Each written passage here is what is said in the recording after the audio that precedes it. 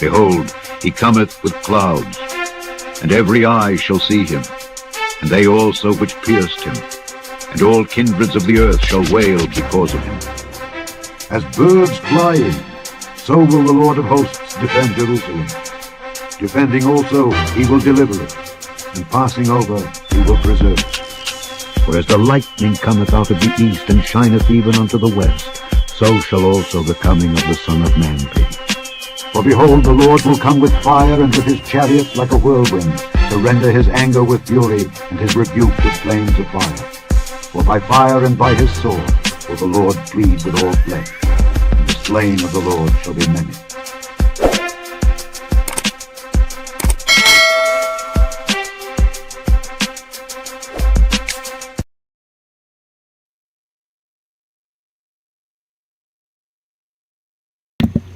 Shalom, brothers and sisters. This is your brother Hawayala. First of all, I want to give all glory and praises to our Heavenly Father Yahweh, and we do so in the name of our Lord and Savior Yahweh Shai. Grace and mercy be abound to the hopeful elect scattered throughout the four corners of the earth that are waiting on the second coming of our Lord and Savior Yahweh Shai Hamashiach. As you see here in the title, for the love of money is the root of all evil.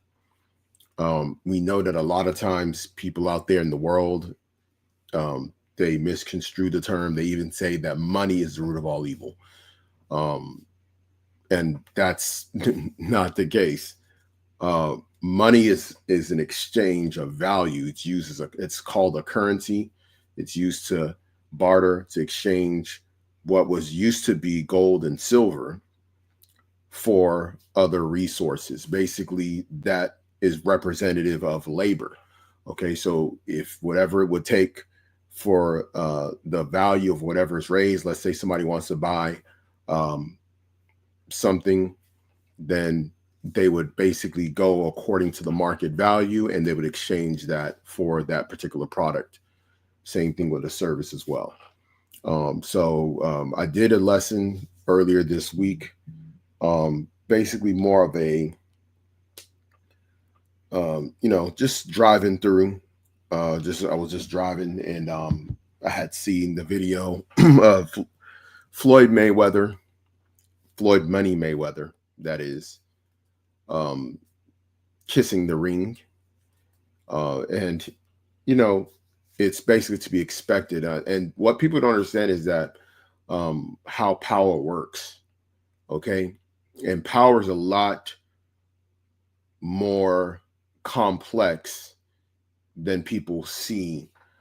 They have a hard time understanding how a small group of people can have this much power. Well, when you control certain areas of life that allows somebody to basically live, you can have that level of pull, even if you're a small number of people, because at that point you are in control of the levers. Okay, meaning that your power to the lever equals your leverage. And this is how you could sway the masses. You could sway different people as well. Okay, I'm gonna have to play the video as well. In fact, I want to make sure that y'all see this video of Kanye. Some of y'all have already seen the video with Floyd Money Mayweather. I'll probably go ahead and actually see if I can pull up the original video from that. So just bear with me. So let's see if we can see what's going on. But yeah, man, I mean, it was crazy that happened with the situation with Kanye after not too long after the Floyd Mayweather situation. Okay.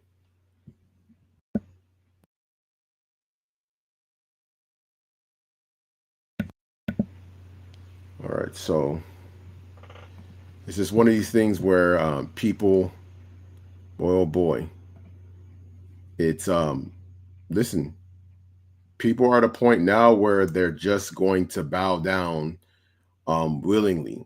And we always talk about it on the block that those people that are in the level of high fortune and fame, those people are going to have a hard time getting out of this, and we're going to have to there's actually a video that I'm going to kind of get into as well, because this is a topic that needs to be understood from a spiritual standpoint. Okay, so that's the reason why it's important that we kind of go over this as well.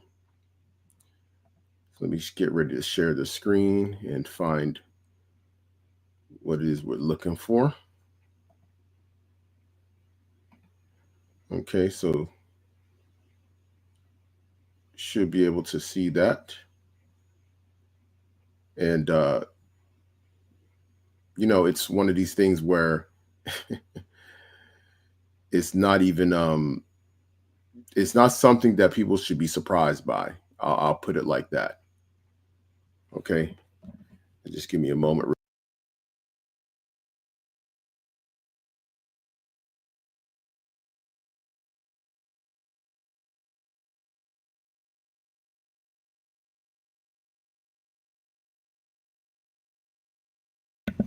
Okay, so we're gonna go ahead and play the video. Hopefully you'll be able to hear it.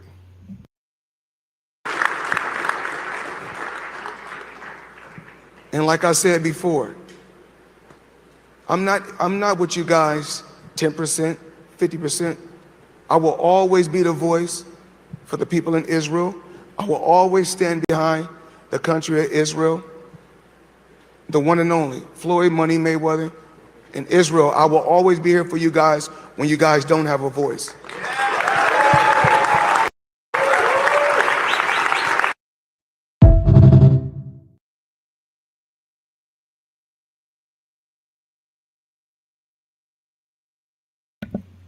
Well, there you go.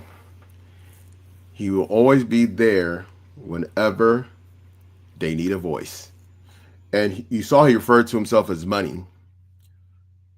Where a man's heart is, there where his treasure be also.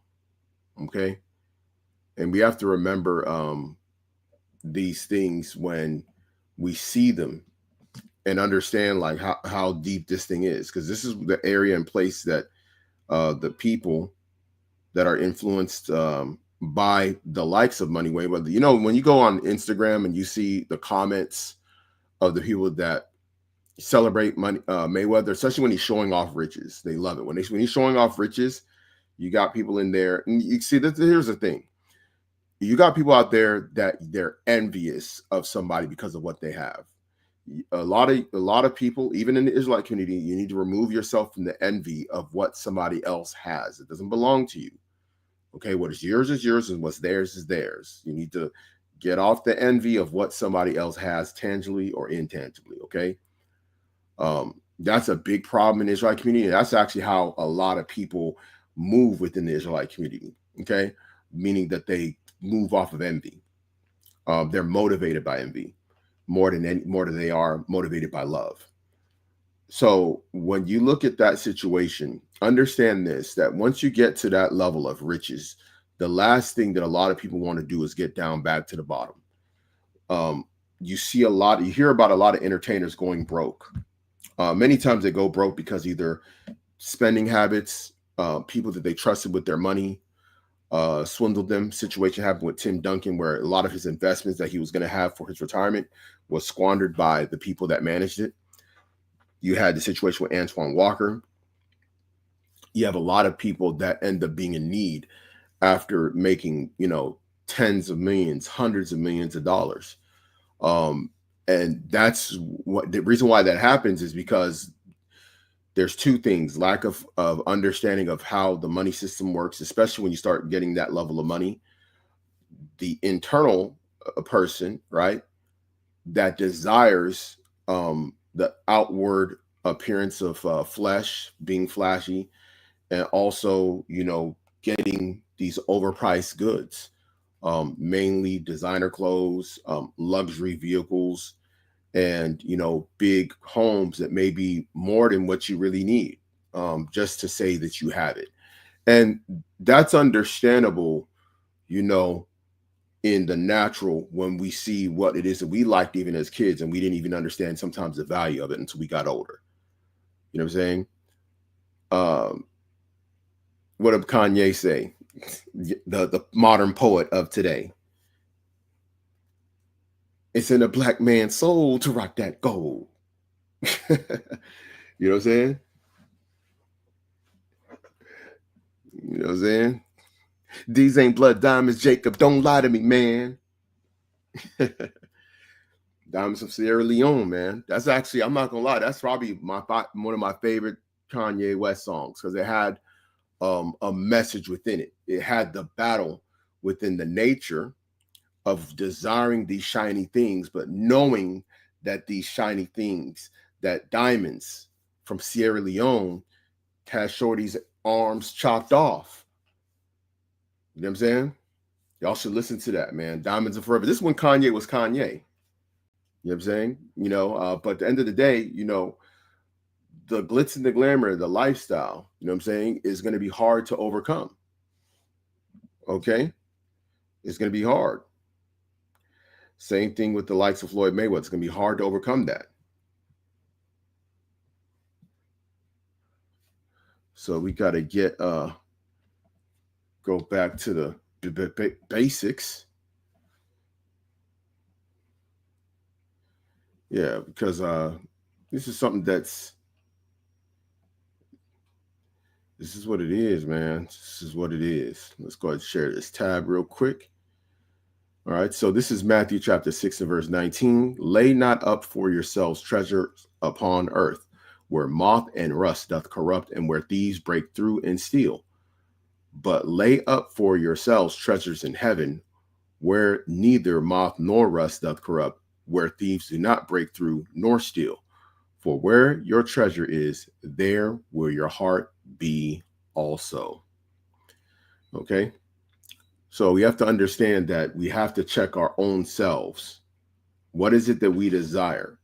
Even after we get into the faith as believers, we have to start to wean ourselves off of the material things. It doesn't mean don't own anything. I don't want y'all brothers out here naked.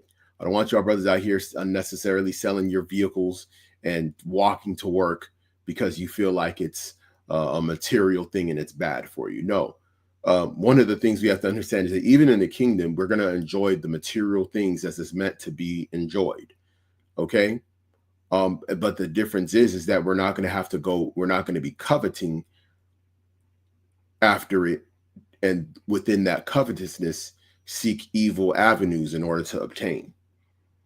We're going to be, if we're of the elect, we're going to be made perfect, without blame, without sin, without that nature to even be tempted. Okay. Now, the thing about it is Kanye talked about this before, and there's actually a clip which I'm going to go ahead and play, and you probably have seen this before. I sold my soul to the devil. I know it's a crappy deal. Music came with a few toys like a Happy Meal.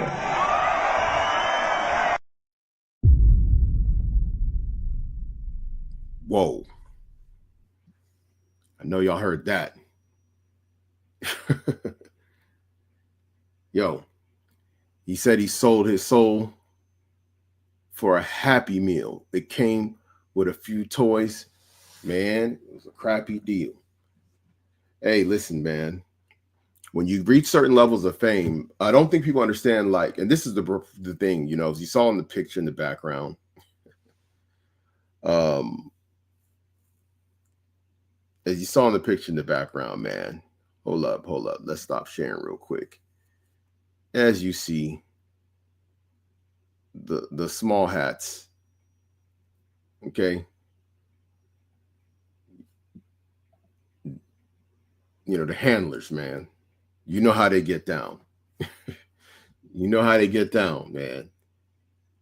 If you are tempted and you are desiring those things, that's why branding is so important in these spheres. And I'm even assessing so many different things as well, just even within my own life, of, you know, certain things, you know, it's okay for us to enjoy our labor. Okay. That is one of the things, even in the scriptures, is, you know, for you to enjoy the fruit of your labors. If you go out there, you work hard, you know, you can go and get you something nice to eat, as long as it's lawful. You can go, and if you need transportation, you can go get a vehicle, right? But even within that stuff, we got to kind of be more measured. And that's kind of where I'm looking at things. So that way it's easier to kind of let go of things as well. And, you know, this is why it's important for brothers to talk to each other, because you'd be surprised in your conversation with a brother might suggest to you a cheaper alternative of something that you want that you don't know about, or somewhere where you can go and get it for cheaper, where you're not having to, you know, go out of your way. And then also there's an accumulation of resources, you know, just like we saw in Matthew chapter 6, where moth and rust doth corrupt. You know, I can tell you, I can remember my sister, one of my sisters had got me like a sweater. She, you know, rarely gave any gifts compared to, like, you know, money that I gave her over the years. But she happened to have gone to like a nice shop, and she found a nice sweater. It was super nice, like a casual, like one of them like nice cashmere type joints, you know what I'm saying? And, you know, winter was pretty much coming to an end, so it was hard for me to even get to even wear it. So I'd hung it up. I'd hung it up in the wardrobe. I think a year later, when it started getting cold, I wanted to see if I could wear it. Man, there was holes in that joker. You know what I'm saying? You know, stuff gets on it, critters get on it, and they eat through it. And before you know it, it was unwearable. Okay? Things can spoil. Things can rust. Things that are metal, they can rust. You see rusty vehicles, they have to restore them, right? Even a sword can rust, you know. A firearm can rust. A lot of things that we desire that are made out of corruptible things. Remember, these things are made of the earth. They have a shelf life, if you get what I'm saying. They go through an oxidation stage, okay, where over time it just corrodes and it corrupts. There's ways to maintain it, you know, through polishing and different things, but would have to be on top of it. There becomes a maintenance thing at that point. So we have to think and be measured about what we're doing, you know, and even, you know, what we talk about with these people, it's not for us to laugh at these examples. It's for us to be mindful of basically the human condition of the temptation of the flesh, which is to have these nice and shiny things and to live this lavish life. But I'm telling you right now, there was men that were envious of Kanye 20 years ago when he rose to fame, when he was producing these albums for Jay-Z, you know, classic songs. I mean, he was making some of the songs he made with other people. The beats were phenomenal. Some of you people that are audiophiles that are into music, y'all know what I'm talking about. And he rises up to fame to where he was pretty much the #1 hip hop artist, pretty much of the 21st century, you could really say. And I don't think anybody will disagree from the standpoint of this 21st century, from 2000 to pretty much before his downfall. There's no doubt about it that he was the best hip hop artist in this century. And hip hop is also cultural, not just music. Man dropped Yeezys, man, Air Yeezys. This dude went to Adidas, made Adidas something like bigger than what it was. Had the biggest sneaker line, clothing line with the Yeezy brand. It was crushing the game, like absolutely crushing the game. Only for him to, quote unquote, as they say, fall from grace. But what's the grace that was holding him up? Was it the grace of the Lord, or was it the grace and favor that he was getting from, you know, them people? Okay, you know, the small hats. Right now, you got to understand that he is at a point where he probably had to hit a crossroads, and I'm guarantee you something happened. So let me do this. Give me a moment, Akim. and Aquatum. A few of you sisters that may end up be listening now or catching this on the replay. Let me get this Kanye West thing. In fact, I want to see if there's a longer version of it. So let me just bear with me for a moment.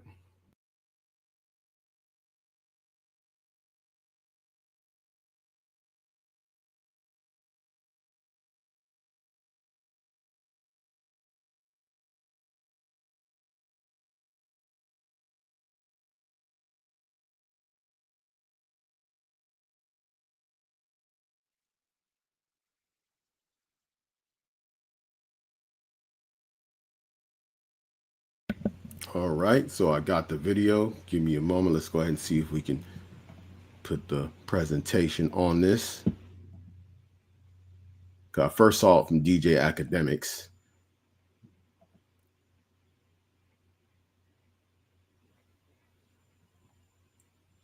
I feel really blessed to be able to sit here with you today and just take accountability. I was dealing with some various issues, dealing with bipolar also. So it would take the ideas I had and have them taken them to an extreme where I would forget about the protection of the people around me and myself.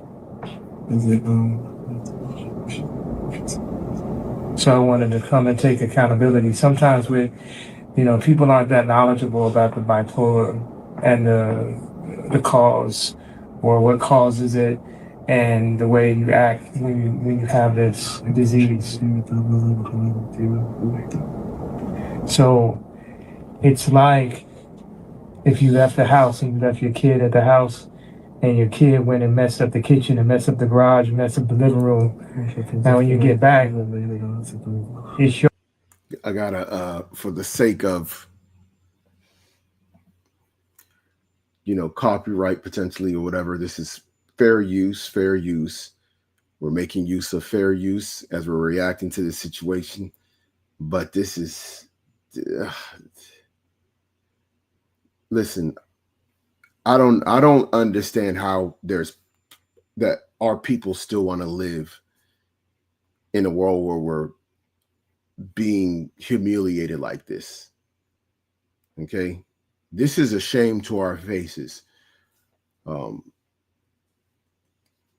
don't think we understand from the covenant, the promise, us getting into the promised land, us falling away, to another people taking on our identity, and then us apologizing to them. This is what you're seeing. You're seeing a real Jew and a false Jew in conversation. Bruh, talk about trading places, my guy. Talk about trading places. Yikes. That's what you're watching right there, bro. That is trading places, my guy.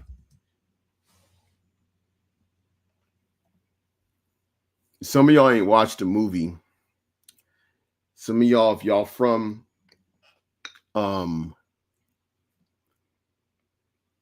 if you grew up in the 80s, man,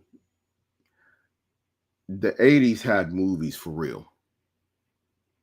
Okay? The 80s had the movies, my guy. For real. Okay? Like, I'm gonna be honest. I think that some of the lessons that you can learn, a lot of stuff was hidden in their movies in plain sight. There's another movie similar to this. I think it's called The White Man's Burden. That's also a good one as well. But see, remember that a lot of how we look at the world, we look at the world from a standpoint of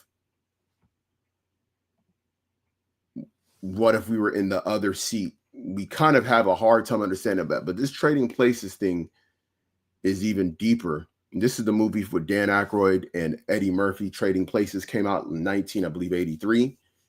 It might even be available for free on YouTube. So check YouTube. It might be streaming on YouTube with commercials. If you got YouTube Red, it's probably going to be, good to go.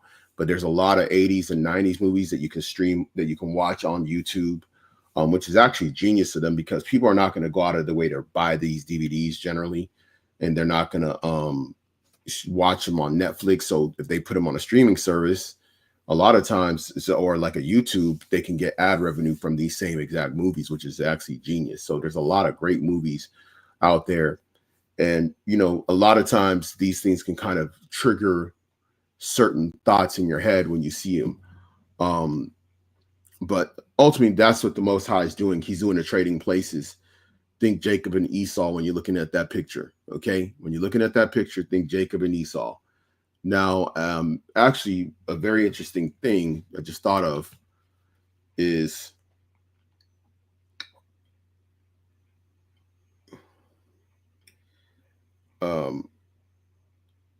actually a precept.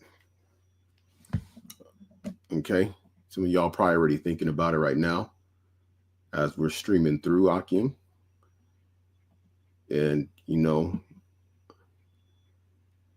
it's a very interesting thing. We'll get this real quick. This is Ecclesiastes chapter 10 and verse 6. Folly is set in great dignity, and the rich sit in low place.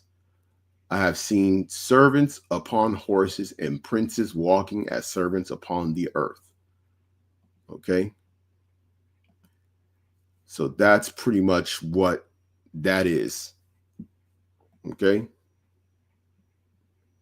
And that's even, in fact, what the picture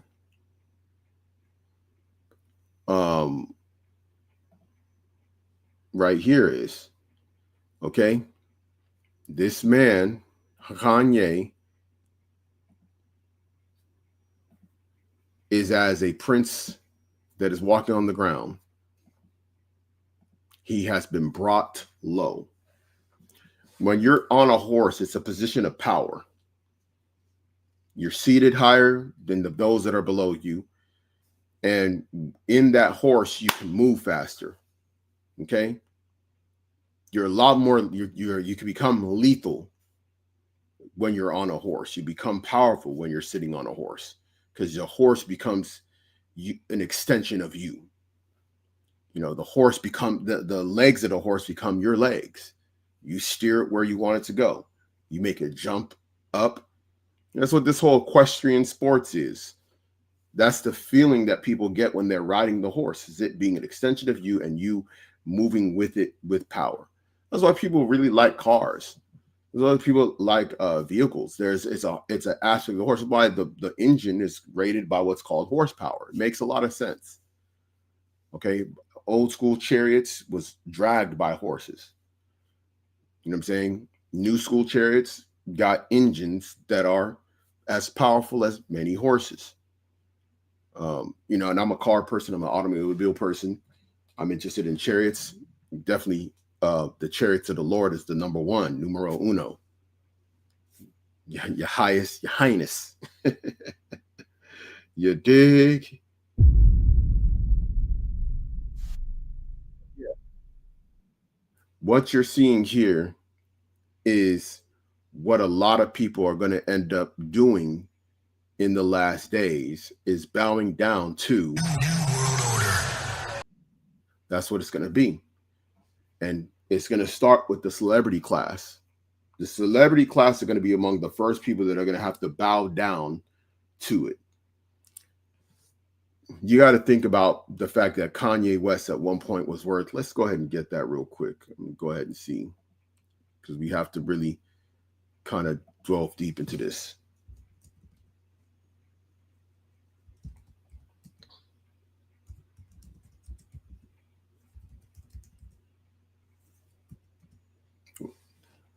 So I just shown this. Let me go ahead and let's go ahead and get back on the projector.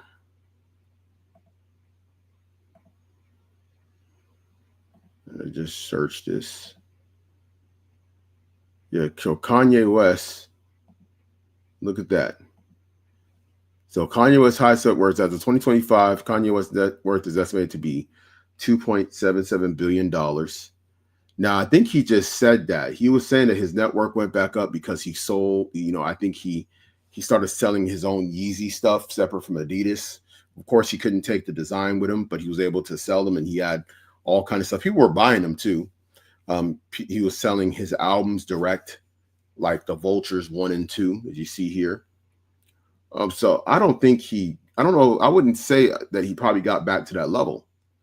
I have a hard time kind of believing that, you know what I'm saying? He does have a lot of rabid fans, I will say that, but ain't no telling. He lost a lot of his net worth, then it went down. But look what it says here.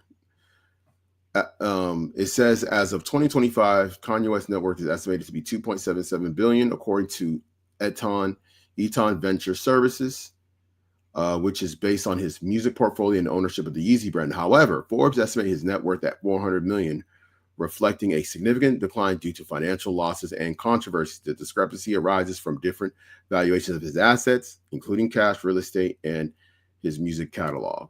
Okay. So he wants to keep that. Okay. No one wants to go back to being a pauper when you're a prince. When you lived as a modern day prince of Babylon, you don't want to become a pauper of Babylon. It's no fun. Okay. And that's kind of what he's been, motivated by. And there is no telling what happened. If he was threatened, more than likely he was. If he suffered a serious loss, such as maybe having his accounts gaffled up, which is definitely very possible, because I believe Chase had kicked him. He was using Chase. He was with Chase Bank. Chase closed him off. I don't know if he was able to access any financial assets that he had with Chase. So don't know whether or not that happened, but it's one of these things where you have to understand that these people are very, very insidious and evil, bro. Okay. Now, actually, something made me think about because this is actually another thing that I saw. Kind of actually surprised that that this came up this same week as well. Let me see if I can find it. Because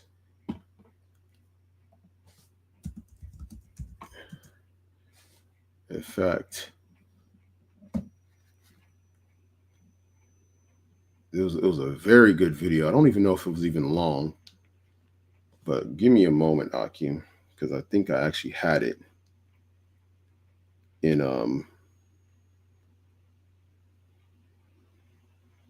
I saved it in my watch later list. So let's see here. All videos, not watch history.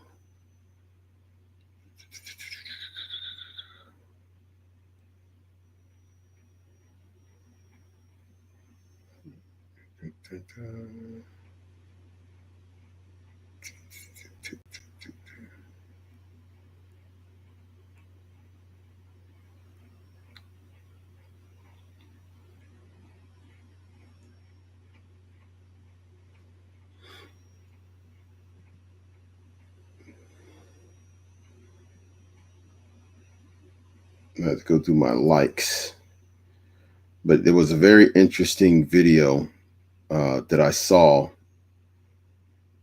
that had I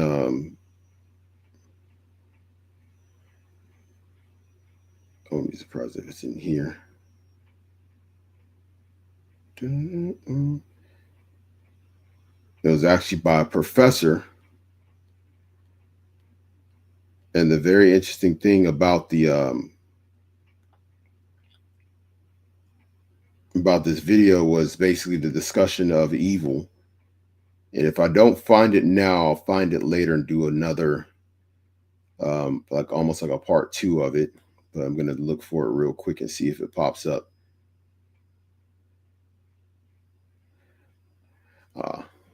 So then,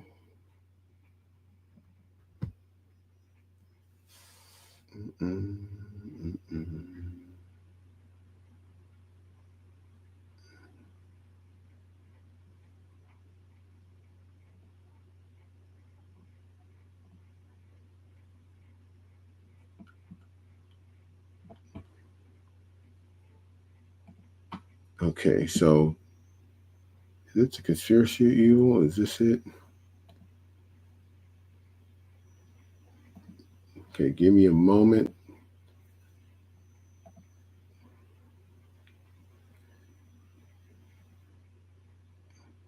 Ah, this might be it. This might be it.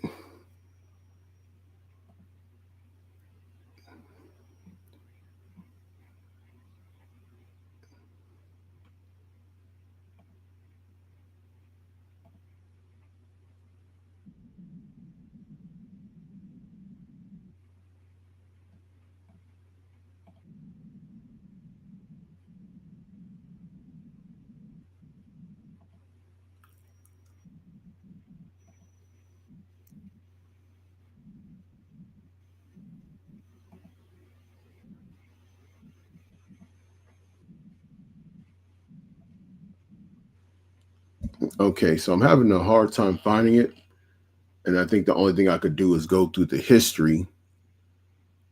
And for whatever reason, boy, they might have removed the video because because what I usually do if I see videos like this, I'll like it and I'll put it on a playlist. And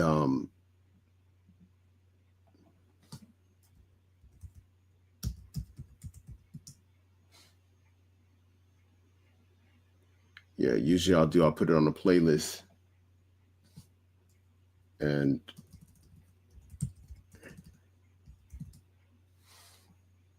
they more than likely. Okay, so here it is. I found it. Beautiful. So yeah, and I did like it, but very interestingly enough, they actually removed it from my likes and from my watch list. So when I go to my watch list, it's not there, but when I found the video, it was there.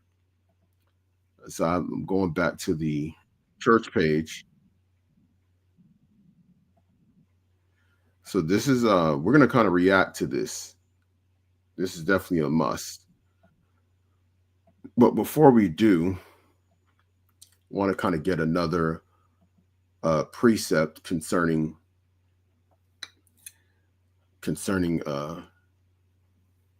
this situation. So let's go ahead and go back to this. And this is very important to understand as we're going to get to this video. Okay. All right. So this is 1 Timothy chapter 6 and verse 7. For we brought nothing into this world, and it is certain we can carry nothing out.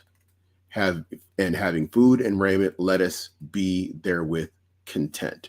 I'm gonna stop there because I'm gonna get the rest of it after we watch the video. We're gonna go into it because this is gonna be pretty heavy in regards to what we're gonna get into in this part of the lesson. So this right here, let me go ahead and share the tab.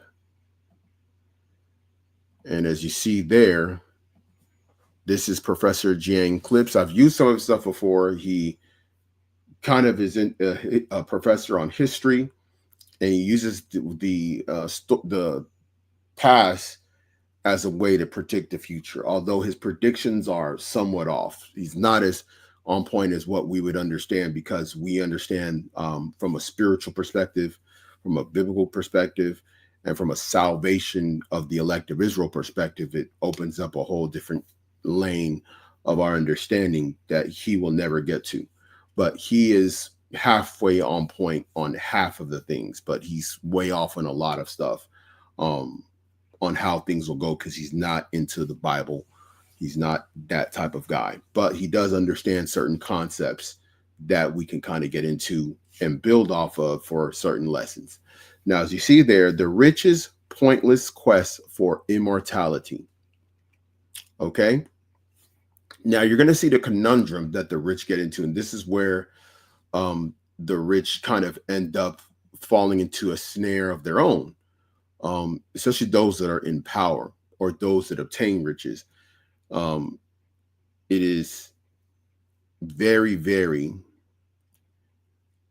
very, very much something that they have a hard time with, and you'll see why. So let's go ahead and go, and we're going to play some of this, and I'm going to pause at times, and we're going to kind of do a little bit of commentary on this. The other thing about the Mycenaean civilization is their tombs are very, very elaborate. Okay, this is the entrance into one of their tombs. Over time, we see the tombs become more and more elaborate, so we know that over time they became a much more wealthy civilization. Okay, this is what their tombs look like. They're huge places. Okay, this is what the outside looks like. Where do the Mycenaeans learn this? Well, they learned this from Egypt, right? So at this time in history, the Mycenaeans and the Egyptians were in close contact with each other. The Egyptians have a habit of burying themselves with all their treasure. Okay, so this is their call. So you heard that the Mycenaean culture learned this from the Egyptians. Okay, so the Egyptians, of course, were at one point the most influential people on the planet.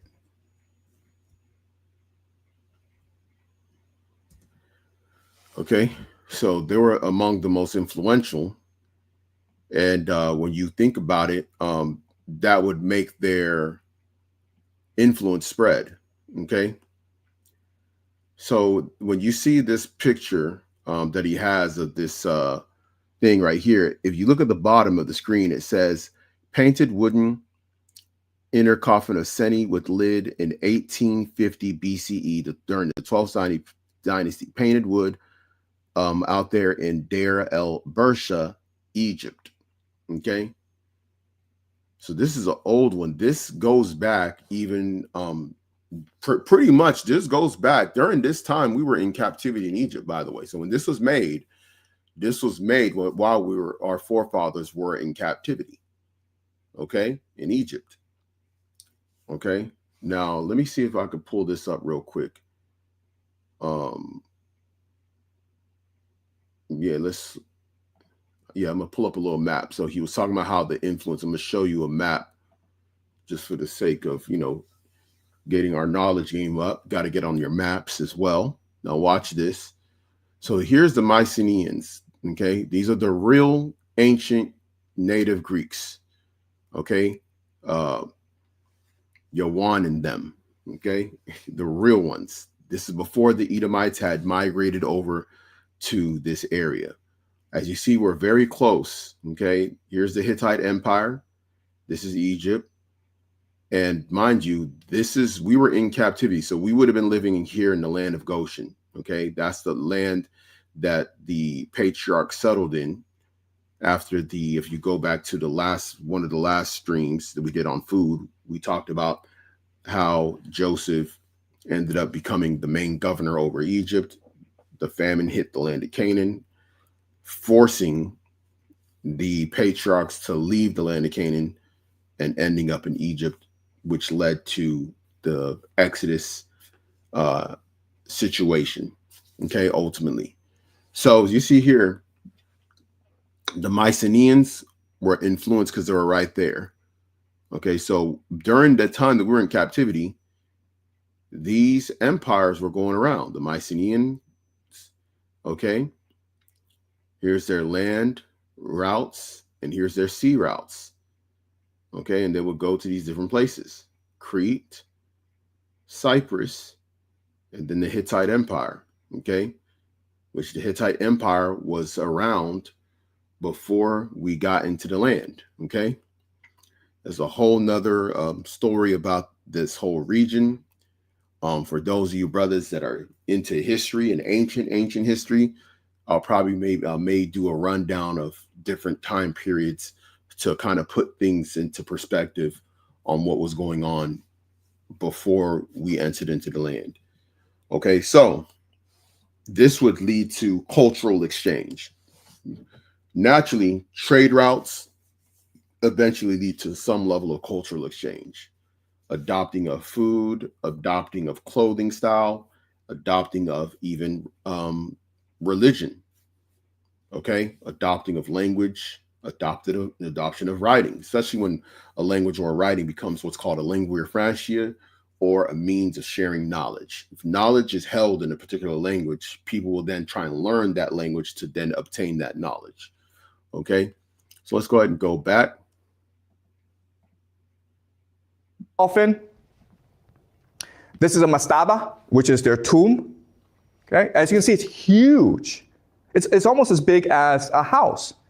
So the question then is, why would they do that? Okay, we've discussed it previously, where throughout most of human history, we've understood that this is a material realm, and then once we die, we go off to the spiritual realm. Guess what, guys? You can't take your money with you. So why are you bearing your money with you? Exactly. And as you know, a lot of our people, we adopted the custom of the Egyptians by burying ourselves in designer. You hear of, entertainers, especially rappers, being buried in their jewelry, their fancy watches, okay, things like that.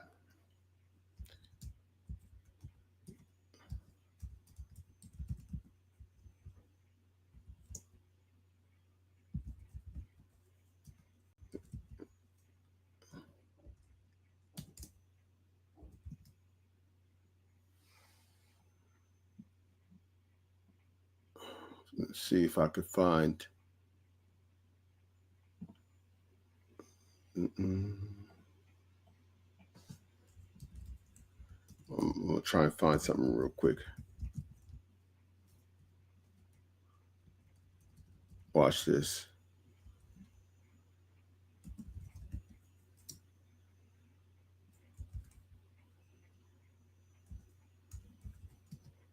Yeah, so you can't take that stuff with you. Okay. That's why you see even the Egyptians, they'll take their out of the tomb, they'll have like gold teeth and things like that. Okay.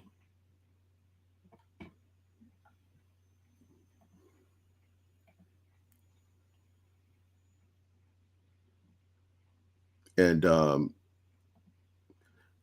in fact, I think it says here, well, it's funny because it said rap replies, says he wants to be buried with his jewelry when I searched the image. But yeah, you already know a lot of these people are going to want to have these things. Okay. A lot of these people, they believe that this is a life that they should, that since they earned it while living, why not take it while they're dead? Something that really that's only enjoyable for those that are living. Okay. Right. Okay. This is a mastaba. Okay. As you can see, it's a very elaborate, ornate place. And the Egyptians were known for this. But also China, right? The first emperor of China, the terracotta warriors. Why is he buried with an army and such wealth? That makes no sense. If you die, you die. So why is this happening? So the argument I want to make to you is that this is happening because money, capital, too much of it changes the fundamental chemistry of the brain. It makes you crazy. Okay, so yo, you ain't lying. Money can make you crazy. Power can make you crazy. Now, let me get to this real quick. Okay, the terracotta situation he was talking about, how the emperor was buried with terracotta sculptures. Now, the reason why is because part of your wealth, remember, I did a lesson on the love of money and going deeper into it. But money is really not just the paper money. It's not the gold, just the silver. It's your overall wealth. Okay, wealth includes your cattle that you have, your property, such as your home, your castles, your whole estate, your land, your crops, okay, your servants, your wives. All of that includes part of loving money, because you wanting to obtain these things that you necessarily can't take with you, meaning that the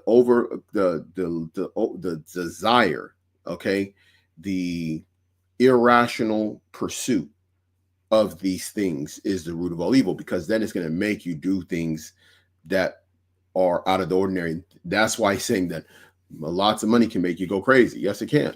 Because what happens is that if you have too much money, then you're going to act out on some of your impulses a lot more because you're able to do it. Let's just look at, Diddy, for instance. Okay. Diddy, he had all that money. He was a billionaire, and he had impulses within himself that were perverse, and it ended up to him putting the woman that he was with in a situation where he was indulging in the pleasure of that situation, and he was paying people, flying them into the city, putting them in hotels, and giving them thousands upon thousands of dollars to engage in these activities. The money was making him go crazy because it ignited. It became more of a, well, the sin, the desire, the lust is the initial ignition of sin. Then the money fuels it. So there was perpetual fuel that was involved in that fiery sin that he was in, and it led to what his situation ended up being, right? So we have to think about it from that perspective when he says money makes you go crazy. So here's the Terracotta Army, okay? These right here says the Terracotta Army is a remarkable collection of life-size clay sculptures created to accompany the tomb of Qin Shi Huang, the first emperor of China, and is considered one of the greatest archaeological discoveries of the 20th century. Okay, so it says here the Terracotta Army was constructed around 210 to 209 BCE to protect Qin Shi Huang in the afterlife. This funerary art was buried with the emperor in his grand mausoleum, which is kind of similar to the image that you saw earlier where he showed the Egyptians version, right? It's like a big mausoleum. And I can tell you, I have a great uncle that became very wealthy. And the first time I went to his estate, after he had died, because he had died years ago, but I had never been to his estate. I didn't even know that he was buried in a mausoleum, bruh. Okay. It was a Masonic looking mausoleum, bruh. I'm gonna put it like that. And I was like, yo, yeah, this guy was, he probably got some money through nefarious activities. And that's why I never touched his money, because I didn't want that spiritual energy of that money, even when he was giving it away, when he was really sick and he was about to pass away. He was deep into his 90s at that point. But he, more than likely, I can guarantee he was buried with different items that he held dear to him. That's usually why you would have a mausoleum.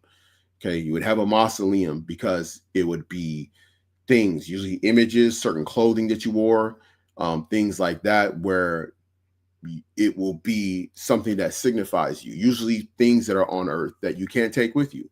But if someone plans out before they die, has a will and says, when they pass away in this place, build the mausoleum, this is going to be the design, these are the items that I want in there. People that are in that level at the higher upper echelons of life, they look at the world very different, and they look at their own immortality very different than us common folk. Okay. And they tend to be a little bit more deliberate in their planning for what happens when they pass away, even though that's the worst thing that they try and avoid. This is the reason why you hear about some of the things that happens with the rich. Chromium, you know about that. Some of y'all know, some of you don't know. You hear about people using embryos from deleted baby fetuses as a way to improve their life. You hear about people's organs being taken. Where do you think these organs, these people that are losing organs, are, where their organs going? Their organs are going on the black market to who? The wealthy. Why? Because the wealthy wants to continue living. Now, here's the interesting thing. When you think about the psychology of the craziness of this particular emperor, Qin Shi Huang of China, he buried himself with, he had to have planned out this particular type of tomb and mausoleum before his death. And he probably believed that in some way in his death, that he will somehow probably come back in his glory with these same servants, which represent his emperor, his you know, him being his empire, right? And so think about it like this. Look, when you look at it, they actually showed, where is it at? Here it is. Look at this. The composition of the army. The army consists, and this is the terracotta army, right? His toy soldiers. This is how crazy these people get, bruh. The army consists of over 8,000 soldiers, 600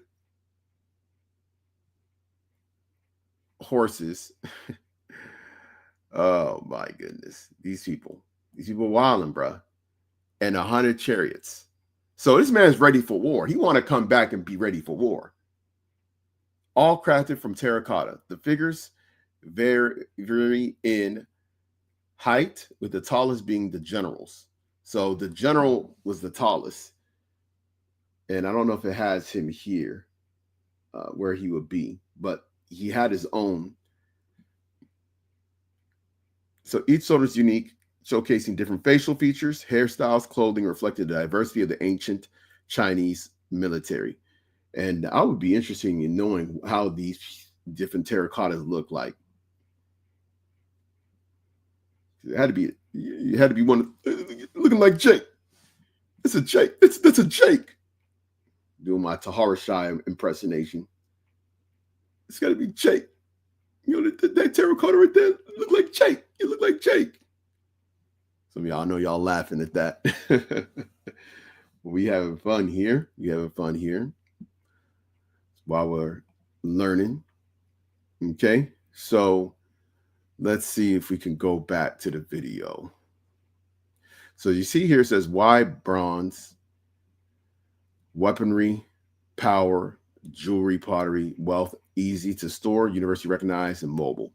So let's go ahead and continue listening to what Professor Jiang has to say concerning this. Remember, this particular video is called The Richest Pointless Quest for Immortality. Okay. And you're going to see why I'm doing this, because you're going to see where he's going to get into in terms of this and how it ties in with our lesson, for the love of money is the root of all evil. Let's do a thought experiment, okay? The thought experiment is this. Let's just say Satan were to come into this room and said, hey, I'll give you guys $1 billion, but you have to live forever and you have to be my slave forever. We'd be like, no, why would we want that, you know? So you heard that. I like that he brought this up, and this is why I did this lesson. Satan comes to you right now, says, hey, I'm going to give you $1 billion. You'll live forever, but you'll be my slave forever. So you know $1 billion is going to change your life. You'll be able to do whatever it is that you want. Mind you, remember, Satan said you're also, with this $1 billion, you're going to live forever, but you're going to be my slave forever. Okay? So key word, you're going to be his slave forever, meaning you're going to be under his control forever, but you'll live forever and you'll have $1 billion. He says that if people are asked that on the streets, your everyday person, they're going to say no. And he's correct. Most people, although there will be a strong minority, and I'm not talking about less than 10%, okay? Because based on the behavior of some of these people and how Machiavellian they are and how dark triad they are, using, you know, modern psychological terms, that is, but just how self-love, how they're self-willed and they're lovers of their own selves. I would say easily in Babylon, I'd say at least a quarter to a third of people would probably take that deal. Because, and especially among our people, I think our people will actually be the highest that would take that deal. Especially the tribe of Judah, because the when you look at the other tribes, you look at the people from Latin America, a lot of them are more family oriented. They're not as like money hungry. It's not that they don't like money, but you can tell by the way that they value other things outside of material possessions. Even though they are also influenced by that as well. Don't get it twisted. I know about the cartels and the drug runners and the gang banging and the people that is taxing the corn lady over in LA. You know what I'm saying? All them MA people. Yes, we know. Okay, so we know that. But there's no doubt about it among so-called black people, Southern Kingdom. There's no doubt about it. Especially in Babylon, they will do it. They would definitely do it. Okay, about, I would say anywhere between a third to a half. A third to a half. They'll be on social media and they'll be stunned on everybody, and they'll be going back home crying, knowing that they sold to the devil. Okay, they would definitely be on that type of time. All right, so let's go ahead and listen to what else he says. He's going to give another option of another situation. Now watch this, Akim. No, like to have $1 billion, but then be a slave for all of eternity, like Satan? No. But, okay, let's assume we are the richest people on earth. We all have a $10 billion, right? Now Satan says to us, you know what? $10 billion is a lot of money. I'm sure you enjoy your life, but you're going to die. And when you die, you can't take that money with you. But hey, I can make you live forever. I will let you keep this money, but you have to be my slave for all of eternity. Do you agree? We would agree. Ooh. Wait, hold on. Let's say that again. Hold on. Let's get that again. You know what? $10 billion is a lot of money. I'm sure you enjoy your life, but you're going to die. And when you die, you can't take that money with you. But hey, I can make you live forever. I will let you keep this money, but you have to be my slave for all of eternity. Do you agree? We would agree.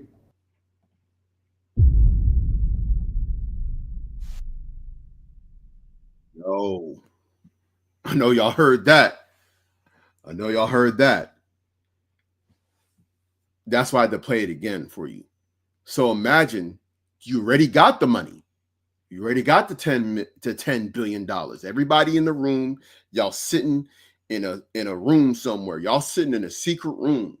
Y'all over in the Alps. Y'all in the Swiss Alps on a snowy mountain in a cabin, getting served hors d'oeuvres.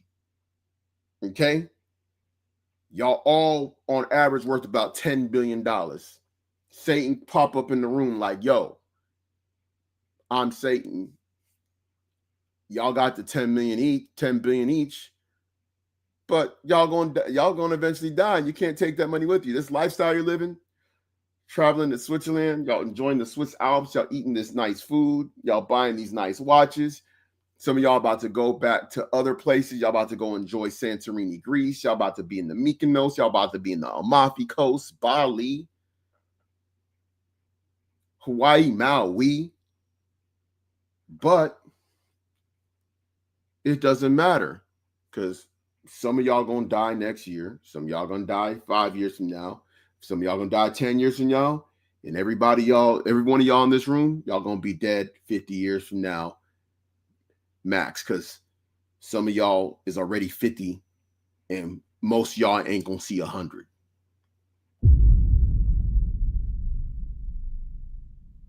So Satan pop up to them. What you think they gonna do? They're gonna take that deal, brother. That's the reason why having this kind of bread is a problem. Having money like that is a problem because if you already have it, you don't want to lose it.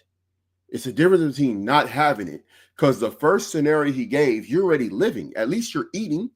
Because if he's talking to you, at least you're living. You probably found the way to eat at least in the last 24 hours. That's why you're able to stand and talk to him. So to you at that point, that deal may not be worth it. For most people, it's not going to be worth that deal to get the riches to be a slave to Satan forever. This is part of the trick bag that's going on, major trick bag. And I'm going to show y'all a couple of a few different examples with this as well. Okay, let's get this real quick first. We got to definitely get this, Akim, because I know some of y'all thinking about this. This is Luke chapter 4. So it's the temptation of Yahushua. So this is after Yahushua had gotten baptized by John the Baptist. The Holy Ghost came upon him. So we go to chapter 4. The Gospel according to Luke. And Yahushua, being full of the Holy Ghost, returned from Jordan and was led by the Spirit into the wilderness, being 40 days tempted of the devil, and in those days he did eat nothing. Now, remember I talked about the eating situation, right?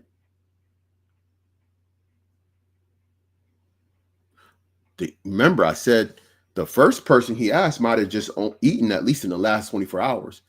But imagine if you went 40 days without eating. That's the reason why the temptation that Yahushua faced was deep. Because not only had he not eaten in 40 days, being tempted of the devil, peep this, and in those days he did eat nothing. And when they were ended, at the end of those 40 days, after not eating for 40 days, he afterwards hungered. Remember, Yahushua, come on. Remember, Yahushua of the seed of David, born of Mary, took on the seed of Abraham, putting on man's flesh.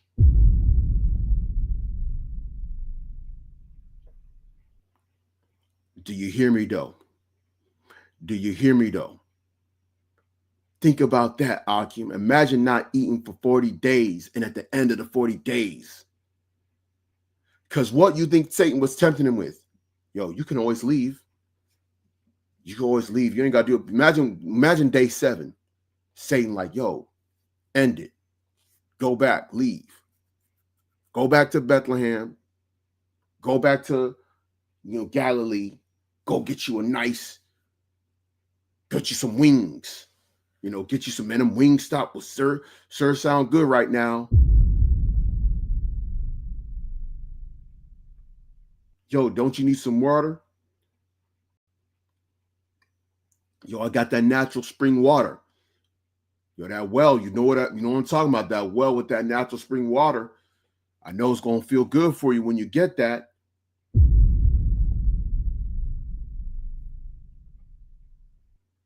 You know he was on him. Because this is Satan's battle. He knows that if he don't overthrow the course and actions of Yahushua, he's done.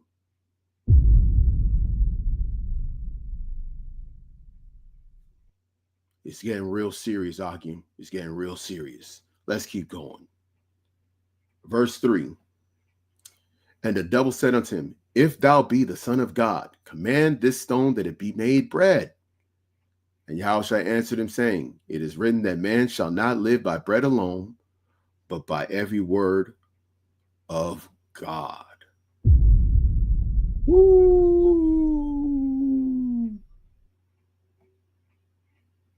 Let's go. And the devil, taking him up into an high mountain, showed him unto him all the kingdoms of the world in a moment of time. Mind you, this is the temptation, because this is the internal desire. Satan knows what is the desire of Yahushua, being the Son of God. His desire is to rule the world. He knows this.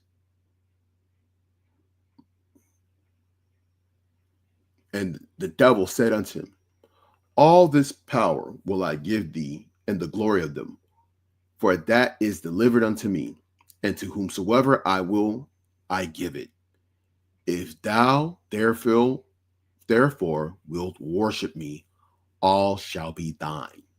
That's why Professor Jiang gave that statement of worship and bowing down and being a slave to Satan, in order to obtain or keep riches, which in this case, the elites are much more motivated to stay in a position of power, even if it means that they got to worship Satan, which they already doing. That's why they save an empty seat for them.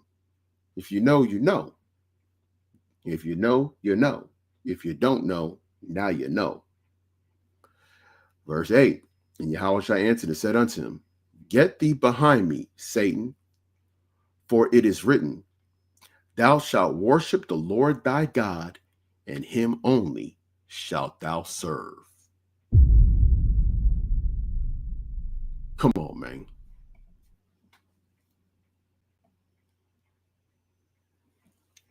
And he brought him to Jerusalem and set him on a pinnacle of the temple, and said unto him, if thou be the Son of God, cast thyself down from thence.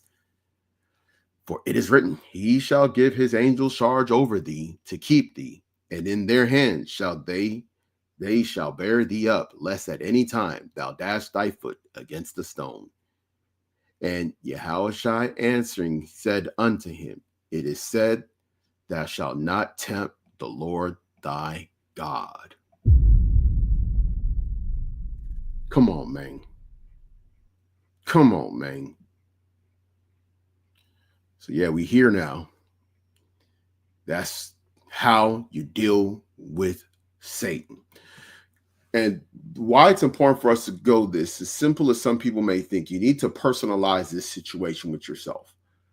What if for some reason, let's say, and this is why I tell brothers about this prepping thing, you don't know what position you're going to be in. You could prep all you want. You could be flushed out of that house because bandits come through. Okay? You might have to run up out that crib. It might be better for you to run up out that crib than to die in your homestead, your estate that you think you're going to save all that stuff, all the stuff that you built. You better be careful about holding on to those type of things. That's why even in some ways, you're going to kind of like limit your properties that you have that you may become accustomed to holding on to for sentimental value, or because you put in so much work into it, I can't leave it behind. I could think about somebody that I know that owns a German vehicle, okay, that was built like in the 2000s. This vehicle is a headache of a vehicle. This person spends $4,000 to $5,000 a year on average just trying to keep this vehicle going because it has sentimental value. But the vehicle is just such a problem and it doesn't make any sense to keep it. But this person keeps it for sentimental value, even though it's unnecessary. They could even get a newer model of the same, they can get a newer model Mercedes-Benz and they'd probably save more money just leasing. If you go into lease deals, you got great credit, probably could just lease a similar vehicle, an entry-level Mercedes-Benz, lease it for the X amount of years to where warranty is. They have maintenance schedule already. Anything that's issues with any items, wear and tear, drivetrain, they'll fix it. You return it back to them. You're not driving that much. But see, people don't think because of what they value, what they hold on to. Remember, where your treasure is, there will your heart be also. So sometimes Satan will play upon these things just in general that people are into. Okay, this is the reason why even you have to be careful with family or loved ones being too tied to them to the point where you love them more than you love Yahushua. Okay, that's why Yahushua said, "He that loveth father or mother more than me is not worthy of me." You got actual parents out there that are offended by that, bro. They'll if you played that around them, they'd be like, "Wait, you like the Messiah more than me? You like, come on, man. Like, y'all people really want to be worshipped. You want to be at the center of people's lives. Y'all don't want people to put Yahushua first, huh?" So let's keep going on. Just the last verse in 13. And when the devil had ended all the temptation, he departed from him for a season. So he, at that point, couldn't get the job done. Let's go ahead and go back, okay, to the video. That's the difference. You see what's happened, right? Money makes people crazy. All right. So bronze. Okay. So remember, bronze started off as just a weapon in order to obtain power. But then over time, as powerful people became more stable in their lives, they used bronze to make jewelry and pottery to show their status. Okay. And then over time, because rich people wanted it, everyone wanted it, and so bronze just became a currency, wealth. And it was just easy to store, universally recognized, and mobile. And this happened over centuries, over hundreds of years. Okay, that's a pattern here. And this is what you have to understand. This is how empires rise. What the nation of Edom has is an empire which they obtained through warfare. When you build these weapons. That's a symbol of how you're going to get your power. Now, it's very interesting he said weaponry, because we know that the sword was given unto Esau, but it was a special sword. It was a high level sword that was given unto him to allow him to conquer the earth. Okay. And within that power of his sword, he was able to obtain spoil. Okay. The spoil that he took eventually led to wealth, holding of wealth. That's why you think they stack up silver and gold. They stack it up. They store it, because this is part of how they hold their wealth. Okay. That's why James talks about it in his epistle. In his epistle to the scattered tribes, the tribes that were scattered abroad, he talks about it. I'm not going to get into it because I don't want to extend it, but some of you brothers know, if you know what the precept that I'm referring to about the silver and gold of the elite and what they're holding on to, put it in the comment section. Okay. So yeah, we see here that this is how it goes. All right. So this is a map. And these are just the store of value and everything like that. I'm kind of don't want to go into the rest of it. If you want to watch the rest of this video, I definitely highly recommend that you go watch this as well. The little point I had was the Satan deal, which definitely is something that the elites and those in power to think about, including Kanye, who's one of the wealthy that was getting stuff underneath there. Okay. These are the servants, the high level servants, or, of the elites. And that's why he has to bow down and kiss the ring. Okay. Because that man represents a spiritual being. When he goes, and let me get this real quick. Let's go back and look at that. Okay, when he goes there, this is an apostle of Shaitan. Okay, so he got to go and to that representative, man, so he could get back in the good graces of Satan, man, so he can continue to keep on to his riches. Okay, because he already got that life. In fact, let me see if I can find this real quick. Just with Kanye. I'm going to play this because what I'm going to do, I'm going to have to probably put this in a faster setting. So bear with me. Playback speed is going to be a little bit faster. But the reason why I'm doing it is just so there's no whatever. This is fair use. This is from GQ. Kanye West on transforming his Wyoming ranch into a Yeezy campus. It's going to be very fast, but if I play at a regular speed, it can lead to a copyright issue. But look at his land and look at when you see this, look at all the sheep that he got, the land. I'm gonna show you another video too that's gonna blow your mind. But he's doing this interview and he's sitting on this vehicle. It's called the Sherp. It's nice. It's an off-road vehicle.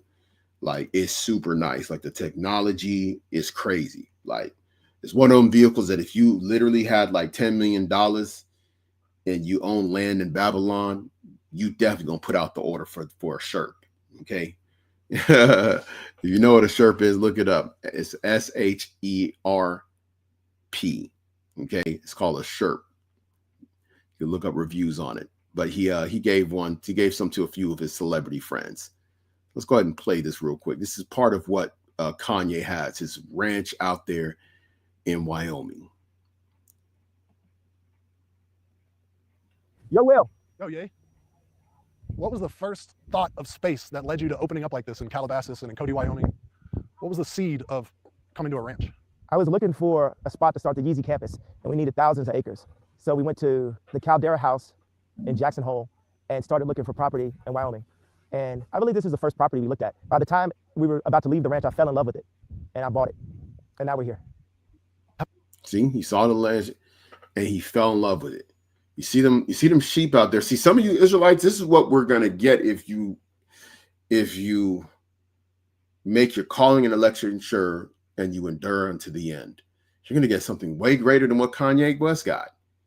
Some of y'all want this now. Some of y'all even shame brothers because they don't even got no land, because they ain't got no cattle, sheep, no cluckety cluck chickens running around. They ain't got a chicken coop. They don't got a garden. So you looking down on brothers because you think you higher up, man. You about to get run out your land, bro. You about to get run up your land. You know what I'm saying? These guys over here thinking that they know. This is going to get real treacherous. Remember, the state owned that land, bro. You people out there, you got that pastor out there. I think he's in the Carolinas. I don't even know where he's at exactly. But his name escapes you. But some of y'all know who I'm talking about. We talked about it many times over the years. But he got a land and they got all this stuff going on. But, bruh, like, here's the thing with people that do this land and do this prepping thing. To be honest, they really want to stay in Babylon. Because at the end of the day, some of y'all, like, it's nothing wrong with owning land. But some of the people that are pushing it as a means of salvation is crazy. But an elect person doesn't mind dying. An elect person is not going to mind dying. This is why Yahushua says, he that seeks to save his life shall lose it, and he that loses his life for my sake, the same shall find it. You have to have a mentality that you're willing to lose it all, including your life. Makes it easier for you to deal with what's coming down the road. Okay? Now, remember, Kanye West said that he saw the property, he fell in love with it, and he bought it. Now, they're going to ask him how many acres is Westlake Ranch. How many acres are we sitting on here? This is 4,500. And we have another ranch that's 6,500. So he got one ranch is 4,500, another one's 6,500. Yo, that's 11,000 acres. Do you think Kanye want to let that go? You got to talk to them small hats. You got to proskuneo. You got to bow down and worship and kiss the ring. Shoo. So what is your vision? What all is happening here now, and how will it unfold? This will be one of the Yeezy campuses. And the Yeezy campus will have the work that our architectural team has been working on with James Terrell and Claudio Silvestri to create spaces that allow humans to maximize our potential, to take us out of the box. And literally and figuratively, we live in boxes. We leave the womb when we're born and get put directly into the tomb. We get put directly into our first square space, which is the beginning of us going from being multi-dimensional and completely imaginative to placed onto a grid. Those boxes are those grids. First, it starts off at the crib, then we go to schools where that's a box, then we go to higher learning a lot of times, that's a box, and then we end up in a job where we're working inside of a box, and then we do that to try to buy a crib, actually, and then we have children and then put our children in a crib. So instead of boxes, the Yeezy way of life will look like what? More flow. That's some of the work. Now, this is one of the reasons why a lot of people like Kanye, because he's a thinker. There's a saying, I believe it's 1 to 2% of people are able to create an original thought. Another 2 to 3% are able to analyze those and analyze the thought of those that create original thoughts. And the rest of the people in the world have no original thought. They're all just sheeple. They're all just followers.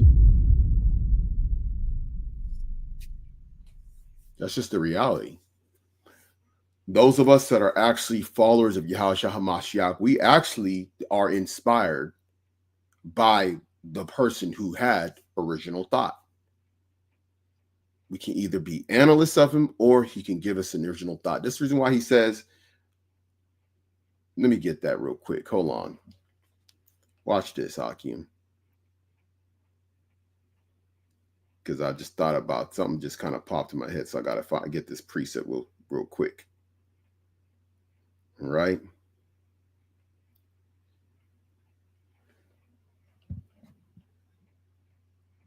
Yeah.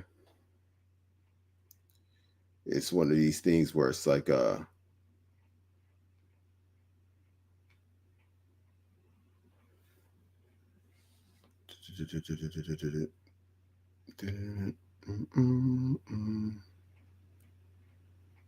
I just thought about that. That's Gotta be. Watch this. It's in Matthew, I believe. Matthew. Okay. So this is what you want to be.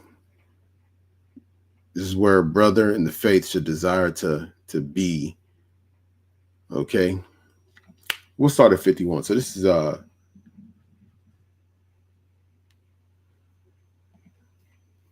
is the gospel according to Matthew chapter 13, verse 51. Yahushua said unto them, have ye not understood all these things? They said unto him, yea, Lord.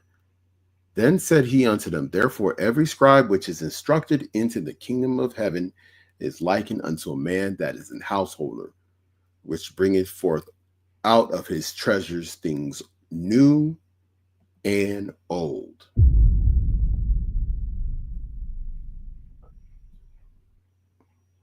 So that's what we're talking about. Those with original thought, those that analyze, those that have original thought, and then the rest, no original thought followers.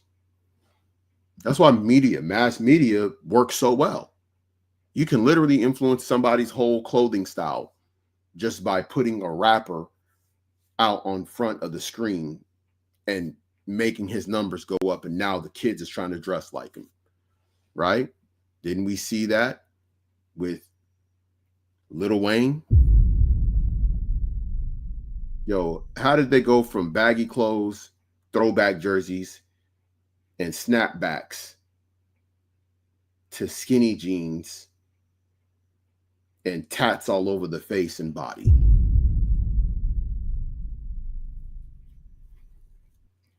Why are all these young kids out here trying to look like a clone of NBA Youngboy? Are they all trying to make America slime again? Because they're followers, that's why. Let's keep it a beanstalk. Let's go back to the Kanye video. For developing and building those begun here already? Yes, it has. Where do we stand in the process? In the middle of it. That's where I always stand. That's my favorite place to stand in any process, in the middle. It's always a process. What is the farming element that's underway at this ranch or your other ranch? We are going to have hydroponic, aquaponics, passive energy, but I'm not the expert. I work with experts to create the best product for humanity. And that was the original idea behind Donda, to have the best of the best working together. How do you see Sunday service playing a role here? We definitely will have services here. The inventions and the developments and the innovations that I'm a part of always become the new standard. Eventually, will people come to visit here, or is it for your family? Will people be able to experience these shelters you're developing? Yes, that will be some of the immediate goals. Look at that, bro. I didn't even know this was even here. This boy's out here living the life that a lot of people envy, but he got to brow down and kiss the ring. I don't know what it is.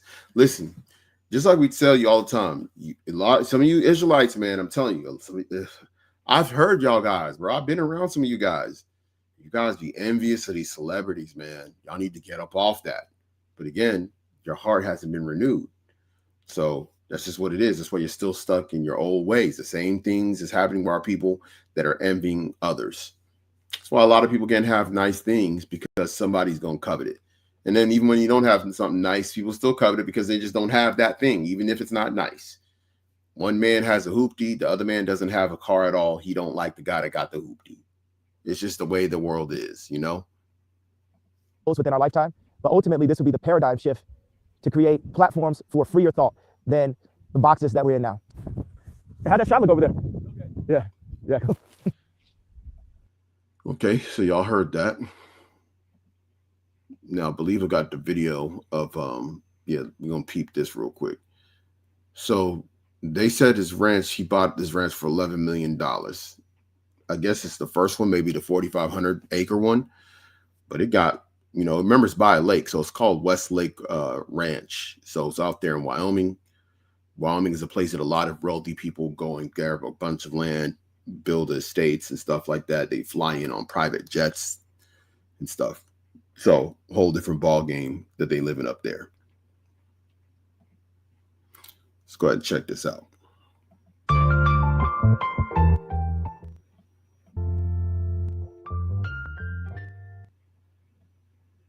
Okay. Just wanted to make sure we don't got no issue with that. But yeah, look at that, man. And a lot of our people, they want this now. They don't want to wait to the kingdom. They want it now. So they're out there doing everything they can to get at least something, a semblance of this. You got people in the Israelite community that will see this and they will start getting envious. And they're going to start trying to say, why don't we have something like this? Especially y'all women. A lot of you sisters, y'all influence a lot of evil. Y'all push a lot of things on your husbands to make them feel like they need to go get something that they really don't need to get. That's why they end up going and getting land that they're not able to take care of. It ends up becoming a stress because it ends up becoming a burden. And it just ends up not working out.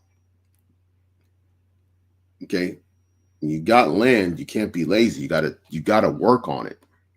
Okay. It needs proper care. Now, I don't know if he owns this. I don't know. I mean, maybe the mountains is next to his property. I have a hard time believing that he has all this, but he might. It might be like a little section over there, and he got that too. But for 11 million, that's crazy work. You know what I'm saying?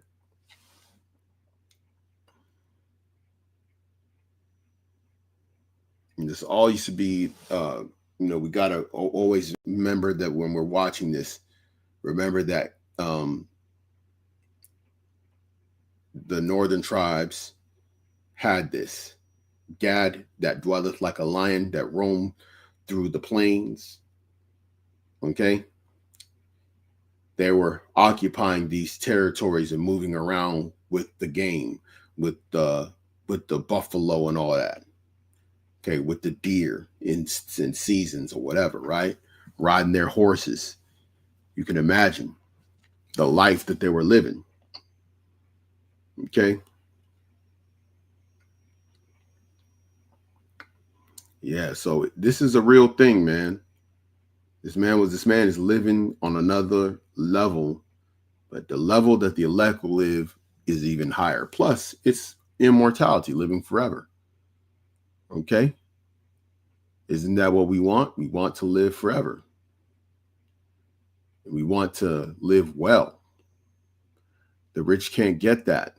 Only the elect can. The rich of this world can't get that. In fact, we'll go ahead and close it off. Let's go ahead and get the rest of this precept. Okay. So this is 1 Timothy chapter 6 and verse 9. But they that will be rich fall into temptation and a snare, and into many foolish and hurtful lusts, which drown men in destruction and perdition. For the love of money is the root of all evil, which while some coveted after, they have erred from the faith, and pierced themselves through with many sorrows. And with that, we want to give all glory and praises to our Heavenly Father, Yahweh, and we do so in the name of our Lord and Savior, Yahweh Shai. Grace and mercy be abound to the hopeful elect scattered throughout the four corners of the earth. Shalom. I sold my soul to the devil. I know it's a crappy deal. Lisa came with a few toys like a Happy Meal.